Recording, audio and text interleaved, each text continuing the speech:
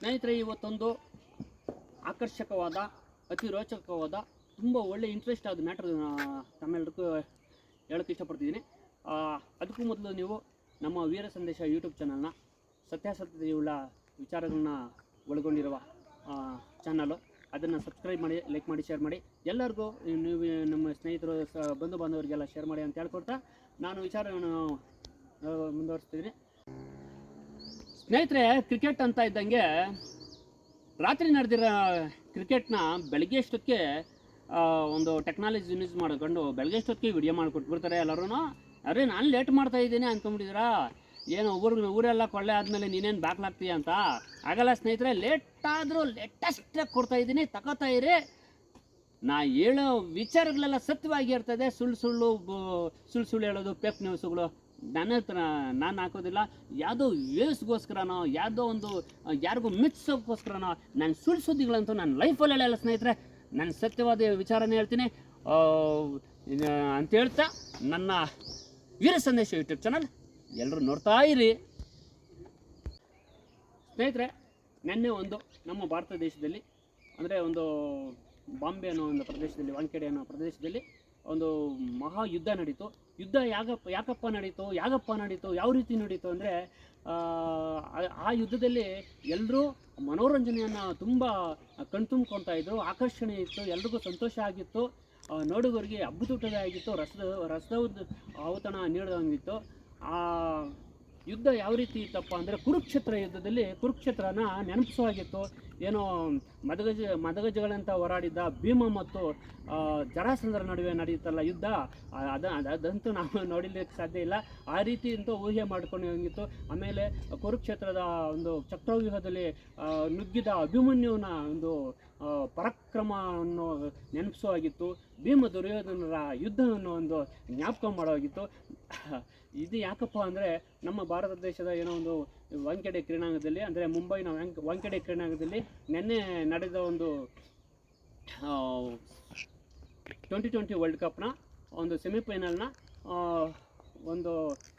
ಸೆಮಿಫೈನಲ್ನಲ್ಲಿ ಇಂಗ್ಲೆಂಡ್ ಹಾಗೂ ಭಾರತ ದೇಶದ ನಡುವೆ ನಡೆದ ಅತ್ಯಂತ ಒಂದು ಸೆಮಿಫೈನಲ್ನ ಒಂದು ರೋಚಕವಾದ ಒಂದು ಪಂದ್ಯದಲ್ಲಿ ಮಹಾನ್ ರನ್ನುಗಳ ಒಳ್ಳೆಯೇ ಹರಿತು ಸ್ನೇಹಿತರೆ. ಅದನ್ನು ಹೇಳೋದಕ್ಕೆ ಒಬ್ಬ ಯೂಟ್ಯೂಬರ್ ಆಗಿ ನಾನು ಈ ವಿಚಾರ ಮಾಡ್ಬೋದಾ ಬೇಡವೋ, ಈ ಒಂದು ಹೆಚ್ಚಿನ ಒಂದು ವಿಚಾರದಲ್ಲಿ ಒಂದು ಕ್ರಿಕೆಟನ್ನು ನಾನು ಹೆಚ್ಚಾಗಿ ಪ್ರಮೋಟ್ ಮಾಡ್ತಾ ಇಲ್ಲ ನನ್ನ ಯೂಟ್ಯೂಬಲ್ಲಿ. ಯಾಕಂದರೆ ನನ್ನ ಒಂದು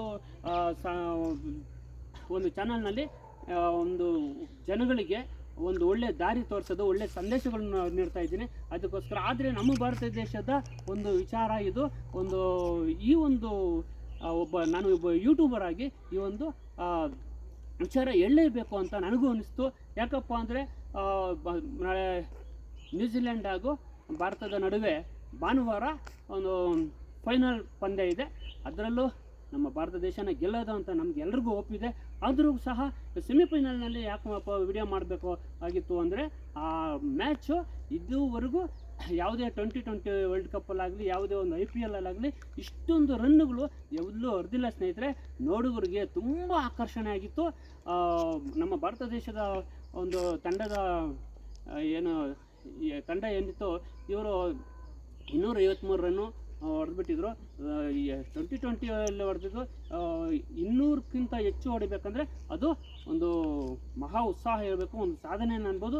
ಅಷ್ಟೊಂದು ರನ್ನನ್ನು ಒಳ್ಳೆಯೇ ಹರಿಸಿಬಿಟ್ಟಿದ್ರು ನಮ್ಮ ಭಾರತ ದೇಶ ತಂಡದವರು.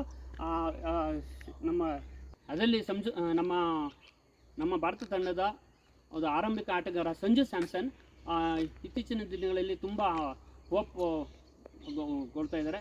ಅವರು 43 ಎಸೆತಗಳಲ್ಲಿ 89 ರನ್ನು ಬಾರಿಸುವ ಮೂಲಕ, ಒಳ್ಳೆಯ ರನ್ ಕಲೆ ಹಾಕುವ ಮೂಲಕ ಒಂದು ಒಳ್ಳೆ ನಮ್ಮ ಭಾರತ ದೇಶಕ್ಕೆ ಒಂದು ಒಳ್ಳೆ ಸ್ಕೋರು ಬರೋದಕ್ಕೆ ಒಂದು ಸಾಥ್ ಕೊಟ್ಟರು. ಅದರಲ್ಲಿ ನಮ್ಮ ಇವರು ಪ್ರಾರಂಭಿಕ ಆಟಗಾರ ಅಭಿಷೇಕ್ ಶರ್ಮಾ ಏನೋ ಒಂದು 9 ರನ್ನಲ್ಲಿ ಔಟ್ ಆಗಿದ್ದು ಸ್ವಲ್ಪ ನಮ್ಮ ಭಾರತ ದೇಶದ ತಂಡದ ಒಂದು ಆಟದ ಅಭಿಮಾನಿಗಳಿಗೆ ಒಂದು ಆತಂಕ ಮೂಡಿಸಿತ್ತು. ಅಭಿಷೇಕ್ ಶರ್ಮಾ ಔಟ್ ಆದ ನಂತರ ಸ್ವಲ್ಪ ಆತಂಕ ಇತ್ತು, ನಮ್ಮ ಭಾರತ ತಂಡ ಏನಾದರೂ ಸ್ವಲ್ಪ ಸೋಲೋ ಮಟ್ಟದಲ್ಲಿ ಇರಿದೆಯಾ ಅಂತ.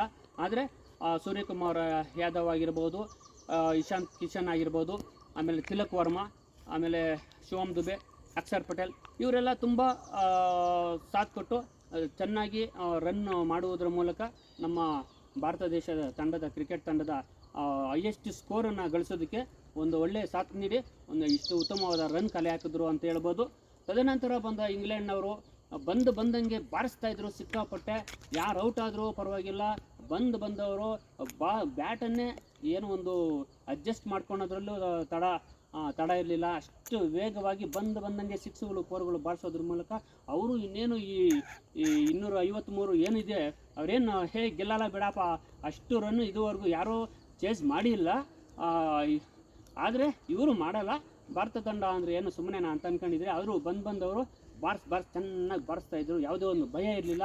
ಹಾಗೂ ಆಮೇಲೆ ಹತ್ತಿರ ಬಂದಾಗ ಏನು 15 ಓವರು ಹತ್ತಿರ ಬಂತು, ಆಗ ಸ್ವಲ್ಪ ಆತಂಕಕ್ಕೆ ಒಳಗಾಯಿತು ಭಾರತ ತಂಡ. ಯಾಕಂದರೆ ಒಂದು ವಿಲ್ ಜಾಕ್ಸ್ ಇರ್ಬೋದು, ಆಮೇಲೆ ಇವ್ರು ಬೇತಲ್ ಇರ್ಬೋದು, ತುಂಬ ಹಾಕಿದ ಎಸ್ತಿಗಳನ್ನೆಲ್ಲೋ ಸಿಕ್ಸ್ಗಳು ಫೋರ್ಗಳನ್ನ ಆಡ್ತಾಯಿದ್ರು. ಆದರೆ ನಮ್ಮ ಭಾರತ ತಂಡದ ಬೌಲರ್ಗಳು ಅವ್ರಿಗೆ ಕಡಿವಾಣ ಹಾಕೋಕ್ಕೆ ತುಂಬ ಪರದಾಡಬೇಕಾಯಿತು. ಯಾಕಪ್ಪ ಅಂದರೆ ಅವರು ವಿಕೆಟ್ ಕೀಳೋದು ಒಂದೇ ಮಾರ್ಗ ಆಗಿತ್ತು. ಯಾಕಂದರೆ ಅವ್ರ ರನ್ನುಗಳು ಅವರು ಹೇಗೆ ಹಾಕಿದ್ರು ಸಿಕ್ಸ್ಗಳು ಗೆಡ್ತಾಯಿದ್ರು. ಆಗ ಇವರು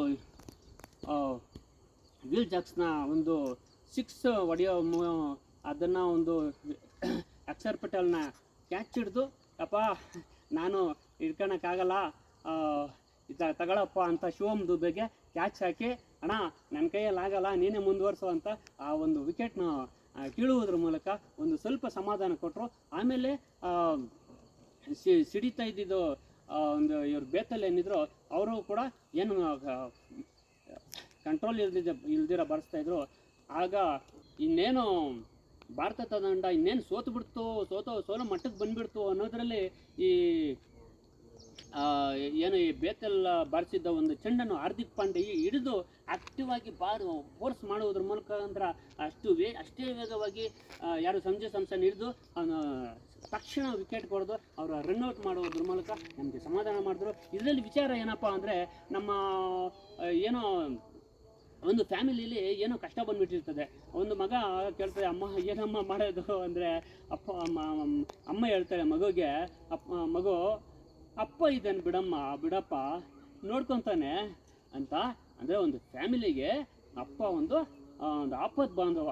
ಅದೇ ರೀತಿಲಿ ಹೀಗೆ ನಾವು ನೆನೆ ಕ್ರಿಕೆಟ್ ತಂಡ ಸೋತೋಗೋ ಮಟ್ಟಕ್ಕೆ ಬಂದುಬಿಡ್ತಲ್ಲಪ್ಪ, ಏನು ಮಾಡೋದಪ್ಪ ಅಂತ ಅಭಿಮಾನಿಗಳು ಆತಂಕಕ್ಕೆ ಒಳಗಾಗ್ತಾ ಇದ್ದಾಗ ತಂಡದ ನಾಯಕ ಏನಿದ್ದಾರೆ ಸೂರ್ಯಕುಮಾರ್ ಯಾದವ್ ಅವರು ಏನು ಭಯ ಬೀಳಬೇಡಿ, ಬೂಮ್ರಾ ಇದ್ದಾರೆ ಬಿಡಪ್ಪ ಅಂತೇಳ್ಬಿಟ್ಟು ಅದನ್ನು ಒಂದು ಬೂಮ್ರಾನ ಕಳಿಸಿ ಬೂಮ್ರಾ ಅಂತ ಒಂದು ಮ್ಯಾಜಿಕ್ ಮಾಡುವುದರ ಮುಖಾಂತರ ಸೋಲಿನ ಅಂಚದಲ್ಲಿ ಹೋಗ್ತಾ ಇದ್ದಾರೆ. ಭಾರತ ತಂಡನ ಗೆಲುವಿನ ಅಂಚದಲ್ಲಿ ತೋರಿಸ್ಬಿಟ್ರು.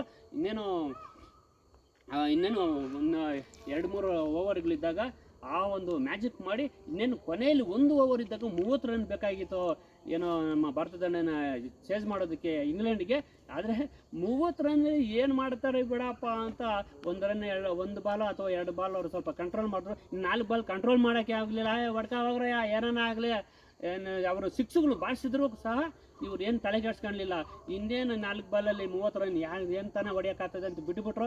ಅವ್ರು ಆರಾಮಾಗಿ ಹೊಡ್ಕೊಂಡ್ರು. ಏನಪ್ಪ ಅಂದರೆ ರನ್ನನ್ನು ಒಳ್ಳೆ ಇದುವರೆಗೂ 2020 ಏನೋ ಇದರಲ್ಲಿ ಒಂದು 250 ರನ್ 500 ಹತ್ತಿರ ರನ್ನುಗಳು ಬಾರಿಸಿದ್ದಾರೆ ಒಂದೇ ಒಂದು ಪಂದ್ಯದಲ್ಲಿ, ಅದು 2020 ಮ್ಯಾಚಲ್ಲಿ. ಅಂದರೆ ಸಾಮಾನ್ಯವಾದ ವಿಚಾರ ಅಲ್ಲ ಸ್ನೇಹಿತರೆ.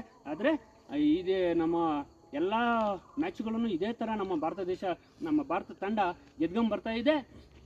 ಹಾಗೆ ಭಾನುವಾರ ನಡೆಯಲಿರುವ ನ್ಯೂಜಿಲೆಂಡ್ ವಿರುದ್ಧನೂ ಇದೇ ರೀತಿ ಪಂದ್ಯವನ್ನು ಆಡಿ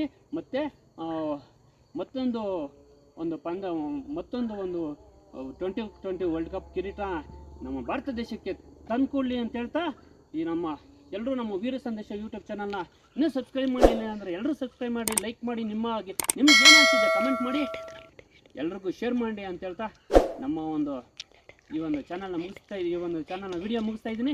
ಜೈ ಹಿಂದ್, ಜೈ ಕರ್ನಾಟಕ, ಜೈ ಭಾರತ್ ಮಾತೆ.